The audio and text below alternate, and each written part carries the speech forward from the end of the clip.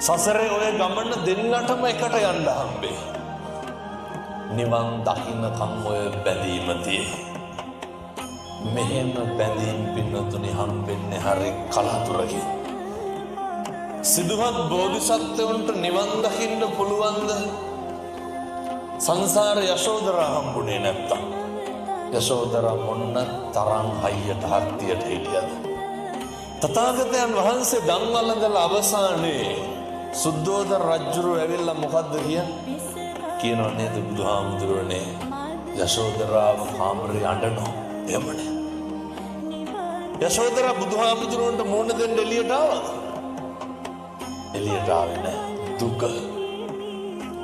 සංසාරේ කල්ප ගානක් පතාගෙන ආපු ස්වාමියා සංසාර ගනුදෙනුව බුදු වෙනවා කියලා නැවතුවද නැහැ? බුදු වෙන ආත්මෙත් විවාහ වෙන්න ඕන කියලා පතාගෙන ඉන්න ඇති. ඒකට උදව් කරේ කවුද? යශෝදරාට බෝධිසත්වයන්ට යශෝදරා පින්නතුනේ අසලපුර පාල් 15ක් පොය දවසේ රාහුල කුමාරයා ඉපදුනාට පස්සේ අපි බෝධිසත්වය අභිනිෂ්ක්‍රමණය කළේ. යශෝදරා වෛර බඳිනවා. බුදුහාමුදුර රජුරෝ කියනවා බුදුහාමුදුරනේ ඔබ වහන්සේ මාලිගාවෙන් ගියපු දා ඉඳන් යශෝදරා දැනගන්නවා ඔබ වහන්සේ දවසට එක වේලයි වළඳන්නේ. යශෝදරා මොකද කරන්නේ? එක වේලයි කෑ බලන්න. දෙන්නගේ සංසාරේ මොන බැඳීමක් තියෙන්නද? රාහුල කුමාරයා දාලා ගියේ මගේ ස්වාමියා වෙන මොකේටවත් නෙමෙයි විමුක්තිය හොයන්න.